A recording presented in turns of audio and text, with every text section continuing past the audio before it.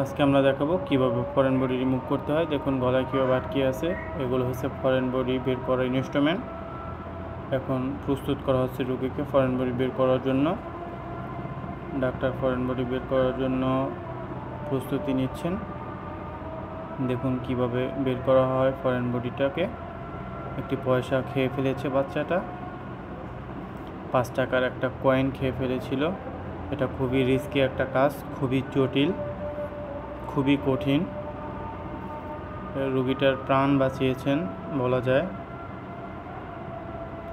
দেখুন কিভাবে বের করে, দেখতে থাকুন।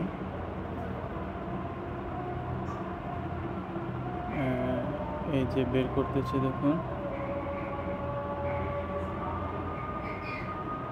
আলহামদুলিল্লাহ, লাস্ট পর্যন্ত বের হয়ে যাবে ইনশাআল্লাহ। চেষ্টা করতেছেন। খুব দক্ষ একটি কাজ, এটা করার জন্য খুব দক্ষ লোক দরকার, দক্ষ ডাক্তার। ডাক্তার তার কাজ চালিয়ে যাচ্ছেন। আলহামদুলিল্লাহ, লাস্ট পর্যন্ত কয়েনটি বের হয়ে গেল। এই দেখুন, এটি একটা 5 টাকার কয়েন, খুব বড় একটা কয়েন, 5 টাকার। আলহামদুলিল্লাহ, বের হয়ে গেল।